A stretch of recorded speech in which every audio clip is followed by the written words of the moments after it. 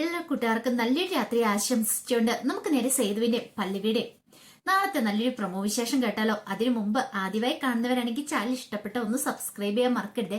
Video ഇഷ്ടപ്പെടുവാണെങ്കിൽ ഒരു like തരാനും മറക്കരുത് കേട്ടോ. അപ്പൊ നമുക്ക് നേരെ നമ്മുടെ വിശേഷത്തിലേക്ക് അങ്ങോട്ട് പോയാലോ. അങ്ങനെ ഇന്നത്തെ വിശേഷത്തെ നമ്മൾ കണ്ടു. അവസാനം അച്ചുവിന്റെ കഴുത്തിൽ കിടക്കുന്ന താലിമാല വലിച്ചു പൊട്ടിക്കാൻ വേണ്ടിയിട്ട് പൂർണിമ അങ്ങോട്ടേക്ക് വരുവാണ്. അപ്പൊ സേതുവും പല്ലവി എല്ലാരും തടഞ്ഞു. പക്ഷെ അതൊന്നും കേൾക്കാനായിട്ട് പൂർണിമ കൂട്ടാക്കില്ല. പിന്നീട് അച്ഛന്റെ മുമ്പിലേക്ക് വന്നിട്ട് അച്ഛനോട് പറഞ്ഞു, അച്ചു നീ ആ താലിമാല വലിച്ചു പൊട്ടിക്കുന്നോ അതോ ഞാൻ പൊട്ടിക്കണോന്ന് ചോദിക്കാം. ഇത് കേട്ടത് അച്ചു ഒന്നും മിണ്ടിയില്ല. പിന്നീട് പൂർണിമ വന്നിട്ട് എന്ത് ചെയ്യണം, അച്ഛന്റെ ആ താലിമാലയ്ക്ക് ഇങ്ങനെ അങ്ങോട്ട് പിടിക്കുകയാണ്. ഒരു നിമിഷം അച്ചു ഒന്ന് പൂർണിമയുടെ മുഖത്തേക്ക് നോക്കി. പിന്നീട് ആ താലിമാലയിലേക്ക് പിടിച്ച പൂർണിമയുടെ കയ്യിലേക്ക് അങ്ങോട്ട് പിടിക്കുകയാണ്. പൂർണിമ നീ എന്താ കാണിക്കണം നോക്കാം. അമ്മേ, ഇതെന്റെ പൂർണ്ണ സമ്മതത്തോട് കൂടിയിട്ട് ശ്രീഹരി എന്റെ കഴുത്തിൽ താലി ചാർത്തിയതാണ്. എനിക്കിഷ്ടമായിരുന്നു ഈ വിവാഹത്തിന്. അമ്മ ഈ താലി വലിച്ചു പൊട്ടിക്കരുതെന്ന് പറയണം. ഇത് കേട്ടത് പൂർണ്ണിമച്ചു, നീ എന്തൊക്കെയാ അച്ചു പറയണെന്ന് ചോദിക്കാം. അതേ അമ്മേ, എനിക്ക് ശ്രീഹരിനെ ഇഷ്ടമാണ്, ശ്രീഹരിക്ക് എന്നെ ഇഷ്ടമാണ്. പൂർണ്ണ സമ്മതത്തോടു കൂടി തന്നെ ഈ വിവാഹത്തിന് ഞാൻ സമ്മതിച്ച, അല്ലാതെ എന്റെ സമ്മതം ഇല്ലാതല്ല. ഞങ്ങൾ രണ്ടുപേരും ഒന്നിച്ച് ജീവിക്കാനായിട്ട് തീരുമാനിച്ചു. അമ്മയായിട്ട് എന്റെ താലി ഭാഗ്യം ഇല്ലാതാക്കരുത്, ഈ താലി വലിച്ചു പൊട്ടിക്കരുത്, ഇതിന്റെ അപേക്ഷയാന്ന് പറയണം. ഇത് കേട്ട പൂർണ്ണിമ പറഞ്ഞു, അച്ചു നീയ വേണ്ടമ്മേ, ഇനി ഒന്നും പറയാനില്ല. എനിക്കൊരു ജീവിതം ഉണ്ടെങ്കിൽ അത് ശ്രീഹരിയോടൊപ്പമാന്ന് പറയണം. ഇത് കേട്ടതും പൂർണിമ പിന്നോട്ടൊന്നും പറഞ്ഞു. പെട്ടെന്ന് പൂർണിമയ്ക്ക് സഹിക്കാൻ പറ്റിയില്ല. വല്ലാത്തൊരു ഷോക്കായി പോയി പൂർണിമയ്ക്ക്. പൂർണിമ ഇങ്ങനെ പുറകോട്ട് മറിഞ്ഞു കഴിഞ്ഞപ്പോഴത്തേനും ഋതു സാധ്യയെല്ലാം ചേർന്ന് പിടിക്കുകയാണ്. പല്ലി പെട്ടെന്ന് അമ്മയെന്ന് പറഞ്ഞ് ഓടി അങ്ങോട്ട് അടുത്തേക്ക് ചെല്ലുമ്പോഴത്തേനും ഋതു പറഞ്ഞു, അടുത്തേക്ക് പോലും വരില്ലെന്ന് പറയണം. പെട്ടെന്ന് സ്വാതിയോട് പറഞ്ഞു, കുറച്ച് വെള്ളം എടുത്തോണ്ട് ഞാൻ പറയണം. അങ്ങനെ കുറച്ച് വെള്ളം എടുത്തോണ്ട് പൂർണിമയുടെ മുഖത്തേക്ക് തളിക്കുകയാണ്. പൂർണിമയ്ക്ക് അപ്പം ബോധം വീണു. പൂർണിമ പിന്നീട് അച്ഛനെ നോക്കും. അച്ഛനാണ് എന്ത് ചെയ്യണമെന്നറിയ വെപ്രാളമായിരുന്നു. പൂർണിമ വീണ് കഴിഞ്ഞപ്പോഴത്തേനും അച്ഛന്റെ മുഖഭാവമൊക്കെ മാറി. താൻ കാരണമാണല്ലോ ഇങ്ങനെ ഒരു ചിന്ത മനസ്സിലുണ്ടായിരുന്നു. പക്ഷെങ്കില് സേതുവിന്റെ പല്ലവിയുടെ ഒക്കെ മുഖത്ത് എന്ത് ചെയ്യണമെന്ന് അറിയത്തില്ലാത്തൊരു നിസ്സഹായ ഭാവമായിരുന്നു. കാരണം അവർക്കൊന്നും ചെയ്യാനായിട്ട് സാധിക്കില്ല. അടുത്തേക്ക് പോലും അടുപ്പിക്കുന്നുണ്ടായിരുന്നില്ല ഋതു സ്വാതിയാണെങ്കിലും. പിന്നീട് പൂർണിമയ്ക്ക് ബോധം തെളിഞ്ഞിട്ട് പൂർണിമ നേരെ അച്ഛൻ്റെ അടുത്ത് എന്നിട്ട് പറഞ്ഞു, നീ കുടുംബത്തോട് ചെയ്ത് ചതിയുണ്ടല്ലോ, ഒരിക്കലും പൊറുക്കാനും ക്ഷമിക്കാനും പറ്റാത്ത ചതിയാണ്. നീ ഇതെന്തു ഭാവിച്ചു? നിനക്ക് ഈ കല്യാണത്തിന് സമ്മതം ആയിരുന്നില്ലെങ്കിൽ ഒരു വാക്ക് നിനക്ക് പറയായിരുന്നല്ലോ. പകരം നീ എന്താ ചെയ്തേ? വിളിച്ചു വരുത്തി എല്ലാവരുടെ മുന്നിൽ വെച്ച് അപമാനിക്കുകയല്ലേ ചെയ്തേ. ഇപ്പൊ ശരിക്കും അപമാനിക്കപ്പെട്ട ആരാ? നിന്റെ അച്ഛന് മാധവമേനനാണ്. അദ്ദേഹത്തിന്റെ പേര് സൽകൃത്യക്ക് നീ കളഞ്ഞു കുളിച്ചേ. അത് നിനക്ക് ഓർമ്മ വേണമെന്ന് പറയാം. ഇല്ലമ്മേ, ഞാൻ അങ്ങനെ ഒന്നും ചെയ്തിട്ടില്ല എന്ന് പറയാണ്. ഒരിക്കലും നിഖിലിനെ പോലുള്ള ഒരുത്തന്റെ ഭാര്യ ആവാനായിട്ട് എനിക്ക് ഇഷ്ടമില്ലായിരുന്നു. അയാൾ ഒരു പക്ക ഫ്രോഡാണ്. ഇത് കേട്ടതും പൂർണ്ണിമ പറഞ്ഞു, നീ കൂടുതലൊന്നും പറയണ്ട, എനിക്കെല്ലാം മനസ്സിലായെന്ന് പറയണ. ഋതു പറഞ്ഞു, ഇതെല്ലാം ആ സേതുമാധവന്റെ പണിയാമേ. അച്ഛന്റെ മനസ്സ് അവര് മാറ്റിയെടുത്ത. വലിയേട്ടൻ ചമഞ്ഞ് വന്ന് കേറിയിട്ട് ശ്രീഹരിനെ കൊണ്ട് കല്യാണം കഴിപ്പിച്ചുണ്ടോ? പകരം വീട്ടുമായിരുന്നു. അച്ഛനുണ്ടായിരുന്ന സമയത്ത് പകരം വീട്ടാൻ പറ്റിയില്ല. അതിന് പ്രതികാരം ചെയ്ത അമ്മേ. ഒരു കാരണവശാലും ഈ ബന്ധത്തെ അംഗീകരിച്ചു കൊടുക്കല്ലെന്ന് പറയണം. ഇത് കേട്ടം പൂർണ്ണിമ പറഞ്ഞു, അച്ചു നിനക്ക് ഇനി അവസരമുണ്ട്. താലി കെട്ടിന്ന് വെച്ചിട്ട് നീ ഒരിക്കലും അങ്ങോട്ട് പോകേണ്ട കാര്യമില്ല. അല്ലെങ്കിൽ നീ ശ്രീഹരിയുടെ ഭാര്യ ആവേണ്ട കാര്യമില്ല എന്ന് പറയണ. ഇല്ലമ്മേ, ആരൊക്കെ എന്തൊക്കെ പറഞ്ഞാലും എനിക്ക് ഈ വിവാഹത്തിന് സമ്മതമായിരുന്നു. പിന്നെ എന്റെ വലിയേട്ടനായിട്ട് കൊണ്ടുതന്ന എനിക്കൊരു ഈ ജീവിതത്തില് എനിക്കിനി ഒരു പുരുഷനുണ്ടെങ്കിൽ അത് ശ്രീഹരി മാത്രമായിരിക്കും. ഇനി അതിനെ എതിർക്കാനായിട്ട് ആരും നിൽക്കട്ടെന്ന് പറയണം. ഇതെല്ലാം കൂടെ കേട്ട് കഴിഞ്ഞപ്പത്തിന് പൂർണ്ണിമയ്ക്ക് പിന്നെ എന്ത് മറുപടി പറയണമെന്ന് നടത്തില്ല. അപ്പോഴേക്കും പ്രതാപൻ അങ്ങോട്ട് വന്നിട്ട് പറഞ്ഞു, എല്ലാരും കൂടെ കൂടിയിട്ട് വലിയ ഡ്രാമ തന്നെയാ കളിച്ചേ. ഞാൻ അന്നേ പറഞ്ഞില്ലേ ചേച്ചി, ഇവറ്റകളെ ഒന്നും വീട്ടിൽ കയറ്റി താമസിപ്പിക്കില്ലെന്ന്. ആ സേതു ആദ്യം വന്നു. പിന്നീട് കൂട്ടുകാരൻ നമ്മുടെ ശ്രീഹരി വന്നു. എന്നിട്ടിപ്പൊ എന്തായി? അവസാനം പെണ്ണിനെ അടിച്ചോണ്ട് പോയില്ലേ മണ്ണും ചാരി നിന്നവൻ. ഇപ്പൊ എല്ലാവരുടെയും മുന്നിൽ നാണം കെട്ട് ആകെപ്പാടെ ഇതായി പോയത് ആരാ? പൂർണ്ണിമേച്ചല്ലേ. ഇപ്പം മനസ്സിലായല്ലോ ഞാൻ അന്ന് പറഞ്ഞപ്പോ എന്തായിരുന്നു പൂർണ്ണിമേച്ചി പറഞ്ഞത്? സേതു നല്ലവനാണ്, അവന് മാധവേട്ടന്റെ പാരമ്പര്യം കാത്തു സൂക്ഷിക്കും. എന്നിട്ടിപ്പൊ കാത്തു സൂക്ഷിച്ചല്ലോ, നല്ല പണി തന്നെയല്ലേ കിട്ടിയിരിക്കണമെന്ന് ചോദിക്കാം. പൂർണ്ണിമയ്ക്കൊന്നും മിണ്ടാനില്ല. പിന്നീട് ഋതുവിനോടൊക്കെ പറഞ്ഞ് എന്ത് കണ്ടോണ്ട് നിൽക്കുക എന്ന് ചോദിക്കുകയാണ്. അവസാനം പൂർണ്ണി പറഞ്ഞു, വാ മക്കളെ എന്ന് പറഞ്ഞിട്ട് അവരെയും വിളിച്ചോണ്ട് അങ്ങോട്ട് പോകാൻ തുടങ്ങണം. ഈ സമയത്ത് അച്ചു പറഞ്ഞു, അമ്മേ എന്നെ അനുഗ്രഹിക്കണമെന്ന് പറയണം. അനുഗ്രഹിക്കാനാ? അതെന്റെ ഈ ജന്മത്തിൽ ഉണ്ടാകത്തില്ല. നിന്നെക്കുറിച്ച് എനിക്ക് നല്ല പ്രതീക്ഷയായിരുന്നു. കുടുംബത്തിലെ ഏറ്റവും പാവം നീയായിരുന്നു. പക്ഷെ നീ ചതിച്ചല്ലോ മോളെ. എന്നാലും ഈ ചതി ഒരിക്കലും എനിക്ക് പൊറുക്കാൻ പറ്റില്ല. എനിക്ക് മാത്രമല്ല മാധവേട്ടനും ഈ ചതി ഒരിക്കലും പൊറുക്കാൻ പറ്റില്ലെന്ന് പറയാം. അപ്പോഴേക്കും പല്ലവി വന്നിട്ട് പറഞ്ഞു, അമ്മ ഇങ്ങനെയൊന്നും പറയരുത്. ഒരു കാര്യം ഞാൻ പറഞ്ഞേക്കാം, എന്റെ കൺമുന്നിൽ പോലും കണ്ടേക്കല് എന്ന് പറഞ്ഞുകൊണ്ട് ദേഷ്യപ്പെട്ട് പൂർണിമ ഋതുവിന്റെ സ്വാതിയുടെ ഒപ്പം കയറി അങ്ങോട്ട് പോവാണ്. ഈ സമയം പ്രതാപൻ അച്ഛൻ്റെ അടുത്ത് വന്നിട്ട് പറഞ്ഞു, കൊള്ളാം, നാടകമൊക്കെ നല്ല അതിഗംഭീരമായിട്ടുണ്ട്. ഇതായിരുന്നു നിന്റെ മനസ്സിലിരിപ്പല്ലേ? പാവം കളിച്ച് നിന്നിട്ട് അവസാനം കാണിച്ച കണ്ടില്ലേ നിൽക്കുക. പത്മ പറഞ്ഞു, അത് ശരിയാ, അന്ന് ഞാൻ പറഞ്ഞ ഈ പാവങ്ങളായിട്ടിരിക്കുന്നവരെയൊക്കെ സൂക്ഷിക്കണമെന്ന്. ഇപ്പോഴെങ്ങനെയുണ്ട് എന്നും പറഞ്ഞിട്ട് എല്ലാരും കൂടെ അച്ഛനെ കുറ്റപ്പെടുത്തിയിട്ട് അങ്ങോട്ടേക്ക് പോവാണ്. ഈ സമയം അച്ഛൻ്റെ ശ്രീഹരിക്കും എന്താണെന്ന് അറിയത്തില്ല. അച്ഛൻ്റെ കണ്ണൊക്കെ നിറഞ്ഞൊഴുക. പല്ലേ വന്നിട്ട് പറഞ്ഞു, വിഷമിക്കണ്ട, അമ്മയുടെ മനസ്സ് മാറും. അമ്മയ്ക്ക് ഇപ്പോഴത്തെ ആ ഒരു ബുദ്ധിമുട്ട്, കാരണം പെട്ടെന്നുണ്ടായ ആ ഒരു ഷോക്കാണ് അമ്മയ്ക്ക്. അത് മാറി കഴിയുമ്പോഴത്തേനും അമ്മയുടെ മനസ്സിലെ ബുദ്ധിമുട്ടുകളൊക്കെ മാറും. അതേക്കുറിച്ചൊന്നും ഓർത്ത് ഇപ്പൊ ടെൻഷൻ അടിക്കേണ്ടെന്ന് പറയണം. ഈ സമയം കുറുപ്പമ്പാവൻ വന്നിട്ട് പറഞ്ഞു, ഇനിയിപ്പോ എന്ത് ചെയ്യും, അടുത്ത പ്ലാൻ എന്താന്ന് ചോദിക്കുക. കാരണം ശ്രീഹരിക്ക് വീടോ നാടോ കൂടോ ഒന്നുമില്ല. അപ്പൊ അങ്ങനെ വരും ബന്ധുക്കാരും ആരുമില്ല. അപ്പൊ അച്ഛനെ കല്യാണം കഴിച്ച് എങ്ങോട്ട് പോകുന്നൊരു ചിന്തയെ. സേതു പറഞ്ഞു, ഇപ്പൊ എങ്ങോട്ട് പോകാനായിട്ടാ എനിക്കറിയില്ല കുറുപ്പമ്മാവ. ഒരു കാര്യം ചെയ്യുക, പൊന്നുമടത്തിലേക്ക് തന്നെ പൊക്കോ, അതാ നല്ലത്. അവിടേക്കല്ലേ ചെല്ലേണ്ടത്, അവിടേക്ക് തന്നെ പൊക്കോ, വേറെ എങ്ങോട്ട് പോകാനെന്ന് പറയണം. അങ്ങനെ അവർ ആ തീരുമാനം എടുക്കുകയാണ്. ഈ സമയത്ത് പല്ലവി പറഞ്ഞു, അല്ല കുറുപ്പമ്മാവ, എനിക്ക് നല്ല സംശയമുണ്ട്. ഒരു പക്ഷെ വീട്ടിലേക്ക് ചെന്നിട്ടുണ്ടെങ്കിൽ അമ്മ കയറ്റുവോ? പൂർണിമേനെ എനിക്കറിയാം, പൂർണിമയുടെ കാര്യങ്ങളൊക്കെ പറഞ്ഞ് മനസ്സിലാക്കിയാൽ മതി എന്ന് പറയാം. സേതു പറഞ്ഞു, ഇപ്പോഴെനിക്ക് ശരിക്കും ഒരു സമാധാനമായത്. പ്രതീക്ഷയോടെ അമ്മയ്ക്ക് വലിയ കുഴപ്പങ്ങളൊന്നും സംഭവിച്ചില്ല. അമ്മയുടെ കാര്യത്തിലായിരുന്നു എനിക്ക് ഏറ്റവും ടെൻഷൻ. അച്ഛൻ്റെ കാര്യങ്ങൾ മംഗളമായിട്ട് നടന്നു. ആ നിഖിലിനെങ്ങാനോ താലി കെട്ടിയിരുന്നെങ്കിൽ എന്തായി തീർന്നേനം, അച്ഛൻ്റെ ജീവിതം തീർന്നേനെന്ന് പറയാം. അപ്പോഴേക്കും മിത്രേട്ടനും ഉണ്ണിക്കുട്ടനൊക്കെ വന്നിട്ട് പറഞ്ഞു, എന്നാലും നിനക്ക് ഇത് ആദ്യമേ അങ്ങ് ചെയ്താൽ പോരെന്ന് ശ്രീഹരി, നിനക്ക് സേതുവിനോട് കാര്യങ്ങളൊക്കെ തുറന്നു പറയാൻ എല്ലാവരും ചോദിക്കുക. ഇത് കേട്ട് ശ്രീഹരി ഒന്നും മിണ്ടിയില്ല, ഒന്നും മിണ്ടാതെ നിൽക്കുകയാണ്. ശ്രീഹരിക്ക് ഇപ്പോഴും നടന്ന കാര്യങ്ങളൊന്നും വിശ്വസിക്കാൻ പറ്റിയിട്ടുണ്ടായിരുന്നില്ല. കുറച്ചു മുമ്പ് വരെ നിഖിലിന്റെ പെണ്ണായിട്ട് മണ്ഡപത്തിൽ കയറി ഇരുന്നവളാണ് ഇപ്പൊ തന്റെ ഭാര്യയായിട്ട് തന്റെയോടൊപ്പം നിൽക്കുന്നത്. ശ്രീഹരി പറഞ്ഞു, എനിക്കൊന്ന് പ്രാർത്ഥിക്കണമെന്ന് പറയണം. പിന്നീട് അച്ഛനെയും കൂട്ടിക്കൊണ്ടുപോയത് ക്ഷേത്രത്തിനോടൊന്ന് പ്രാർത്ഥിക്കുക.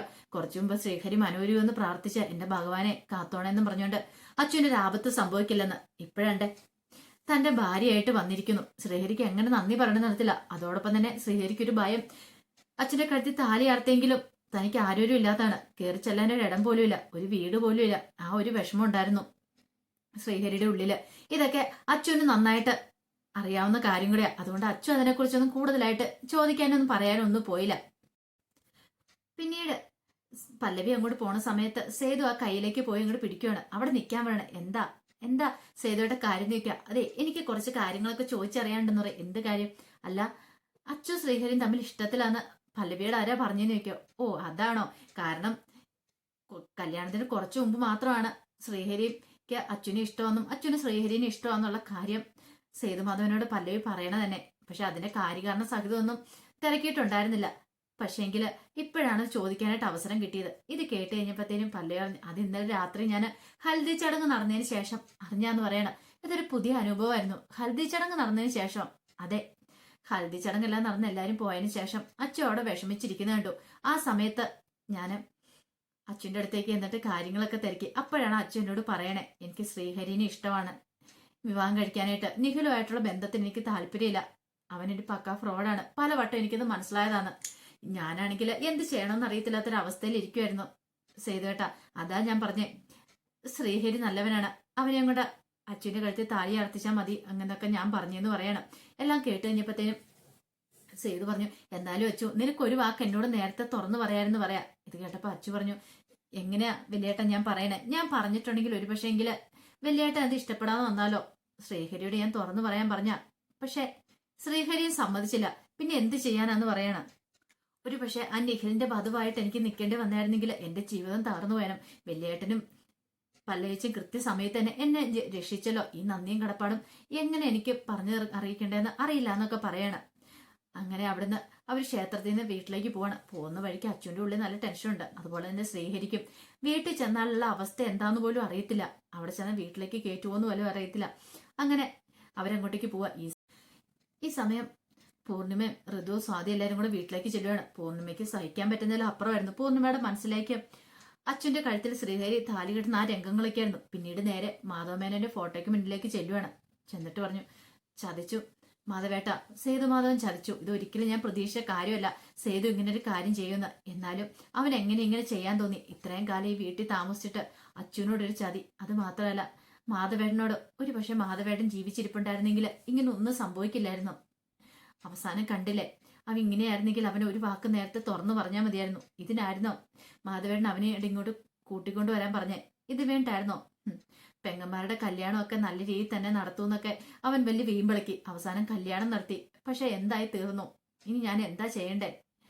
എന്റെ മോളുടെ ജീവിതം തകർന്നു പോയില്ലേ? എല്ലാരും കൂടെ കൂടിയിട്ട് എന്നെ ചതിക്കുകയോ ചെയ്തേ എന്നൊക്കെ പറഞ്ഞിട്ട് പൂർണ്ണിമ കരയാണ്. അപ്പോഴേക്കും സ്വാതിയും ഇതും കൂടെ വന്നിട്ട് പറഞ്ഞു, അതെ അമ്മ ഇങ്ങനെ കരഞ്ഞുകൊണ്ട് വല്ല കാര്യമുണ്ടോ? അവൾക്ക് അച്ഛനാണെങ്കിൽ അവനെ ഭയങ്കര ഇഷ്ടമാണ്. എനിക്ക് തോന്നുന്നത് നേരത്തെ പ്രണയത്തിലായിരുന്നു തോന്നുന്നത്. കണ്ടില്ലേ രണ്ടും കൂടെ മുട്ടിരുമി നിൽക്കുന്നേ. ഇനി അമ്മ ഇതിനെക്കുറിച്ച് വിലപിച്ചിട്ട് വല്ല കാര്യമുണ്ടോ എന്ന് ചോദിക്കണം. അപ്പോഴേക്കും ബേബി ചേച്ചി അങ്ങോട്ട് വന്നു. ബേബി ചേച്ചി വന്നിട്ട് പറഞ്ഞു, എന്താ പൂർണ്ണിമ ഇത് ഇങ്ങനെ? കാരണം കല്യാണം മുടങ്ങിയെങ്കിലും അച്ഛൻ്റെ കല്യാണം നടന്നല്ലോ. ശ്രീഹരി നല്ലവനാ. അവൻ ഞാൻ മനസ്സിലാക്കിയാത്തവൻ നല്ലവനാ. ഈ കുടുംബത്തിന് ചേരുന്ന ഒരുത്തനാ. അതൊന്നും മനസ്സിലാക്കാൻ ശ്രമിക്കാൻ പറയണം. ഇത് കേട്ടപ്പോൾ ഋതുവിന് ഇഷ്ടപ്പെട്ടില്ല. അതെ അടുക്കളക്കാര്യങ്ങൾ മാത്രം നോക്കിയാൽ മതി എന്ന് പറഞ്ഞുകൊണ്ട് ബേബി ചേച്ചിയോട് ദേഷ്യപ്പെടുകയാണ്. പെട്ടെന്ന് ബേബി ചേച്ചിക്ക് വല്ലാത്തൊരു വിഷമമായിപ്പോയി. ഋതു അപ്പോഴത്തെ ദേഷ്യത്തിൽ അങ്ങനെ കട്ടക്കൽപ്പിന് അങ്ങോട്ട് പറയണം. ബേബി ചേച്ചി പറഞ്ഞ, അല്ല ഞാൻ ഇത്രയും കാലം ഇങ്ങനെ ആയിരുന്നില്ല. എന്തേലും ഉണ്ടെങ്കിൽ എന്നെയും കൂടെ ബാധിക്കുന്ന കാര്യമാണ്. അതുകൊണ്ട് ഞാൻ അച്ഛൻ്റെ കാര്യത്തിൽ ഒരു അഭിപ്രായം പറഞ്ഞുള്ളൂ. ശ്രീഹരിയെ ഞാൻ മനസ്സിലാക്കിയിടത്തോളം അവൻ നല്ലവനാണ്. അതുകൊണ്ട് പറഞ്ഞ തെറ്റായിപ്പോയെങ്കിൽ ക്ഷമിക്കാനും പറഞ്ഞിട്ട് ബേബി ചേച്ചി അങ്ങോട്ടേക്ക് പോവാണ്. അക്കാലത്തും കൊണ്ട് വന്നിരിക്കുന്നു. മനുഷ്യവിടെ ഭ്രാന്ത് പിടിച്ച് ചെയ്യുമ്പോൾ ഇവർക്ക് ഏതെങ്കിലും മക്കളുണ്ടായിരുന്നെങ്കിൽ അവരുടെ മക്കൾ ഇങ്ങനെ ചെയ്യുമ്പോൾ അവർ പഠിക്കുള്ളൂ എന്നൊക്കെ പറഞ്ഞുകൊണ്ട് ഋതു ദേഷ്യപ്പെടുവാണ്. സ്വാതി പറഞ്ഞു, ഇനിയിപ്പോ എന്ത് ചെയ്യും ചേച്ചി? നാണക്കേട് കാരണം പുറത്തിറങ്ങാൻ പറ്റില്ലല്ലോ എന്ന് പറയാണ്. എന്ത് ചെയ്യാനാ? അനുഭവിക്കുക തന്നെ, അല്ലാതെ എന്ത് ചെയ്യാനെന്ന് പറയാണ്. പിന്നീട് നിഖില് ഭ്രാന്ത് പിടിച്ച് പോണ സമയത്താണ് ഇന്ദ്രന്റെ കോള് വരുന്നത്. ഇന്ദ്രൻ അറിഞ്ഞിട്ടുണ്ടായിരുന്നു കല്യാണം മുടങ്ങി എന്നുള്ള കാര്യം. അങ്ങനെ ഇന്ദ്രൻ വിളിച്ചിട്ട് കാര്യങ്ങൾ തിരക്കഴിയുമ്പോഴത്തേനും നിഖില് പറഞ്ഞു, അവന് ആ സേതുമാധവൻ അവനെല്ലാം തകർത്തെന്ന് പറയണം. നമ്മൾ തമ്മിലുള്ള ബന്ധത്തെക്കുറിച്ചല്ല അവൻ അറിഞ്ഞു. അവസാനം അവൻ എന്നെ മണ്ഡപത്തിൽ നിന്ന് പിടിച്ചിറക്കി. ഇതിൽ പരൊരു നാണക്കേട് എനിക്ക് ഉണ്ടാവാനില്ലെന്ന് പറയണം. ഇത് കേട്ടപ്പോ ഇന്ദ്രൻ പറഞ്ഞു, നീ എന്തിനാ നാണം കെട്ട് അവിടെ നിന്ന് ഇറങ്ങാൻ പോയത്? അവിടെ നിന്ന് ഇറങ്ങേണ്ട കാര്യമില്ലായിരുന്നു. ആ സെക്കൻഡിൽ തന്നെ അവളുടെ കഴുത്തിൽ താലി അർത്ഥണ്ടല്ലേ എന്ന് ചോദിക്കണം. ഇത് കേട്ടപ്പോൾ നിഖില് പറഞ്ഞു, എനിക്ക് അപ്പോഴാ ഒരിത് തോന്നിയില്ല. പെട്ടെന്നുണ്ടായൊരു ഷോക്കായിരുന്നു. പക്ഷെ അവനെ ഞാൻ വെറുതെ വിടാൻ പോകുന്നില്ല. ഈ നിഖിൽ ആരെ നമ്മൾ ശരിക്കും അറിയാൻ പോകുന്നുള്ളൂ. എന്റെ നമ്പർ 1 ശത്രു ഇപ്പൊ അവനാണ് എന്ന് പറഞ്ഞിട്ട് നിഖിൽ അങ്ങോട്ട് കോള് കട്ട് ചെയ്യണം. ഇന്ദ്രന്റെ സന്തോഷമായി. അപ്പൊ ഒരു ശത്രുവും കൂടെ അവനെതിരെ കൂടിയിട്ടുണ്ട്. പക്ഷേങ്കില് അവളെ നഷ്ടപ്പെട്ടു, അച്ഛനെ നഷ്ടപ്പെട്ടു. ഇത് അറിയുമായിരുന്നെങ്കിൽ അവളെ വിട്ടുകൊടുക്കേണ്ട കാര്യമില്ലായിരുന്നു.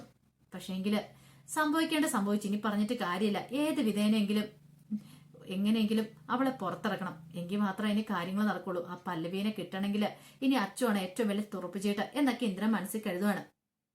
ഈ സമയം സേതുവും പല്ലവിയും ശ്രീഹരി അച്ചുവൊക്കെ എല്ലാവരും കൂടെ പൊന്നുമടത്തിലേക്ക് ചെല്ലുവാണ്. അങ്ങനെ ചെന്ന് അവിടെ നിൽക്കുന്ന സമയത്ത് പല്ലവിയുടെയും സേതുവിന്റെ ഒക്കെ മനസ്സിൽ വല്ലാത്ത ടെൻഷനുണ്ട്. എന്തായിത്തീരും എങ്ങനെയായിത്തീരും എന്ന് അറിയത്തില്ല. അങ്ങനെ ചെന്ന് കഴിഞ്ഞപ്പോഴത്തേനും ബേബി ചേച്ചിയാണ് വന്ന് കഥ തുറക്കുന്നത്. ഇവരെല്ലാം വന്ന് നിൽക്കുന്നിടത്തേനും ബേബി ചേച്ചിക്ക് എന്ത് ചെയ്യണമെന്ന് അറിയത്തില്ല. അപ്പോഴേക്കും ഋതു സ്വാതിയും കൂടെ അങ്ങോട്ട് വന്നു. ഋതു ചോദിച്ചു, നീയോ? നിങ്ങൾ എന്തിനാ ഇങ്ങോട്ട് വന്നേന്ന് ചോദിക്കുക. ഇത് കേട്ട് കഴിഞ്ഞപ്പം കുറുപ്പമ്മാൻ പറഞ്ഞു, അത് പിന്നെ എങ്ങോട്ടാ പോകുന്നേ? അച്ഛൻ്റെ കല്യാണം കഴിഞ്ഞിട്ട് ഇങ്ങോട്ട് വന്നു. കല്യാണം കഴിഞ്ഞിട്ട് സാധാരണ ചെറുക്കന്റെ വീട്ടിലേക്കേ പോണേ, അല്ലാതെ ഇങ്ങോട്ടേക്ക് അല്ലെന്ന് പറയണേ. ഇത് കേട്ടോ കുറുപ്പമ്മ പറഞ്ഞു, ഋതു നീ എന്തൊക്കെയായി പറയണേ? നിനക്കറിയാവുന്ന കാര്യമുള്ളോ ശ്രീഹരിക്ക് വീടില്ല എന്നുള്ള കാര്യം? ഓ, ശ്രീഹരിക്ക് വീടില്ലെങ്കിൽ ഒരു കാര്യം ചെയ്യണം, പല വാടക വീടെടുത്തും പോകണം, അല്ലെ എങ്ങോട്ടേലും പോകണം, അല്ലാതെ അഗതികൾക്ക് വന്ന് കയറി കിടക്കാനുള്ള സ്ഥലമില്ല ഇതെന്നൊക്കെ പറയാണ്. അപ്പോഴേക്കും പൂർണ്ണിമ അങ്ങോട്ട് ഇറങ്ങി വരുവാണ്. പൂർണ്ണിമ വന്നു കഴിഞ്ഞപ്പത്തിന് ഇവരിങ്ങനെ നിൽക്കുന്നുണ്ടോ. പെട്ടെന്ന് പൂർണ്ണിച്ച് എങ്ങോട്ടാ വരണേന്ന് ചോദിക്കുവാണ്. ഇത് കേട്ടപ്പോ അച്ചു പറഞ്ഞു, അമ്മേ ഞാന് ദേ ഒരു കാര്യം ഞാൻ പറഞ്ഞേക്കാം, പഠിക്ക് പുറത്ത് ഇതിനകത്തേക്ക് കയറാൻ ഞാൻ സമ്മതിക്കില്ല എന്ന് പറയാണ്. ഇത് കേട്ടോ അച്ചു പറഞ്ഞു, അമ്മ ഞങ്ങൾ എങ്ങോട്ട് പോയാലും എനിക്ക് കുഴപ്പമില്ലെന്ന് പറയാണ്. എന്നും പറഞ്ഞുകൊണ്ട് പൂർണ്ണിമ വാതിൽ അങ്ങോട്ട് വലിച്ചടയ്ക്കുവാണ്. എന്ത് ചെയ്യണമെന്ന് അറിയത്തില്ല നിൽക്കണേ. അച്ചുവിന്റെ ശ്രീഹരിയുടെ അടുത്തേക്ക് സേതുവും പല്ലവിയും കൂടെ വരുവാണ്. ഇനിയിപ്പോ അവര് എന്ത് ചെയ്യുമെന്ന് അറിയത്തില്ല. ഒരു പക്ഷേങ്കില് മിത്രണ്ണൊക്കെ താമസിക്കുന്ന വീട്ടിലേക്ക് പോവോ, അതോ ഇനിയിപ്പോ പൂർണ്ണിമയ്ക്ക് ഇനി മനമാറ്റം ഉണ്ടാകുന്ന അറിയത്തില്ല. അച്ഛനെ തിരികെ വിളിക്കുമോന്നും അറിയത്തില്ല വീടിനകത്തേക്ക്. അങ്ങനെ വിളിച്ചു കയറ്റാൻ ചാൻസ് കുറവാ. കാരണം ഇപ്പം ഏറ്റവും വലിയ ശത്രുവായിട്ട് ഇപ്പൊ സേതുവിനെയാണ് കാണുന്നത്. അതുകൊണ്ട് പറയാൻ പറ്റില്ല. സേതു കല്യാണം നടത്തിയതിന്റെ പേരിൽ സേതുവിനെ ശത്രുക്കളുടെ പട്ടികയിലാണ് കൂട്ടിയിരിക്കുന്നത്. ഇനി പൂർണ്ണിമ സത്യങ്ങളൊക്കെ മനസ്സിലാക്കി എടുക്കണം. പക്ഷേങ്കിൽ പ്രതാപനുള്ളിടത്തോളം കാലം ഇനി പ്രതാപൻ എരിപൊരി കയറ്റി കൊടുത്തോണ്ടേയിരിക്കും. ഒരിക്കലും അവിടെ നമ്മൾ ഒന്നിക്കാനായിട്ട് സമ്മതിക്കില്ല. കല്യാണം മുടങ്ങിയാലും പ്രതാപന് ഭയങ്കര സന്തോഷമായി. കാരണം അവർ തമ്മിൽ ശത്രുക്കളായല്ലോ സേതുവും പൂർണ്ണിമയും തമ്മിൽ. അപ്പൊ അതിന്റെ വിശേഷങ്ങളൊക്കെ നമ്മൾ കാണാൻ പോകുന്നത്. ആ വിശേഷങ്ങളൊക്കെ നമുക്ക് എല്ലാവർക്കും കാത്തിരിക്കാട്ടോ. ഒരിക്കൽ കൂടി എല്ലാവർക്കും നല്ലൊരു രാത്രി ആശംസിച്ചു നിർത്തുന്നു.